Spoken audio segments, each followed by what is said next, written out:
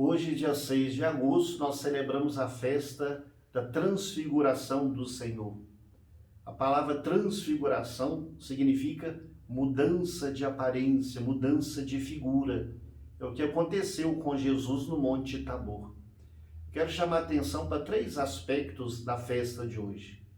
Primeiro, diz o texto bíblico que Jesus tomou Pedro, Tiago e João e os levou a uma alta montanha. Biblicamente falando, a montanha é o lugar onde Deus se manifesta, onde Deus se revela. É o lugar do encontro com Deus. Então Jesus, ao levar os 3 discípulos para o Monte Tabor, ali ele queria revelar a eles a sua verdadeira identidade, revelar a eles o que eu aguardava no futuro. Nesse sentido, meus irmãos e irmãs, nós temos que ter a nossa experiência de subir da montanha.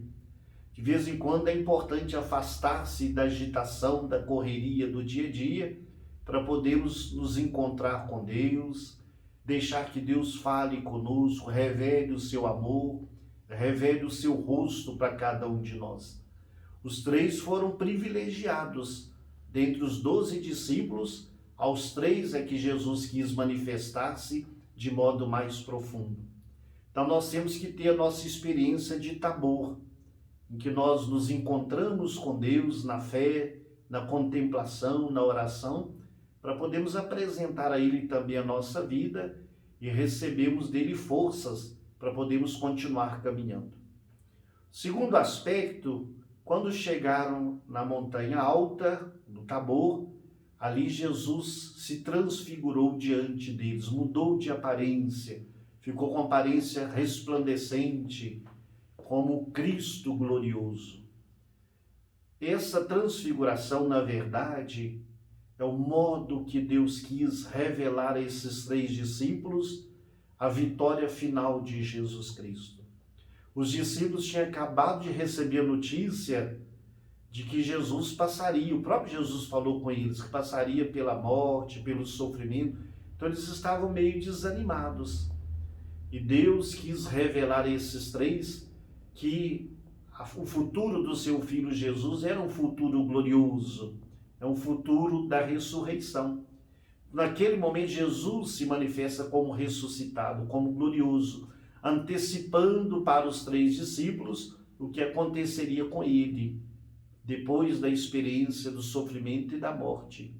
E mostrando para eles que essa experiência também de todos aqueles que perseveram como discípulo, como discípula de Jesus Cristo.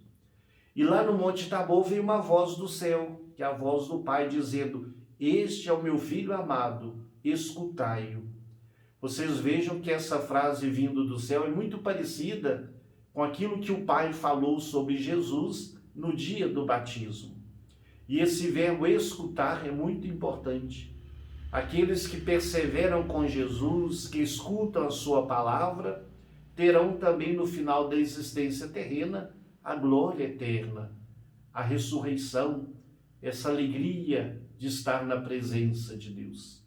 Então, a transfiguração do Senhor nos traz uma mensagem de otimismo e de esperança. Para os discípulos desanimados, Jesus quis mostrar algo que pudesse animá-los. Para os discípulos sem esperança diante do que Jesus havia predito, Jesus mostra, que haverá a ressurreição e a glória.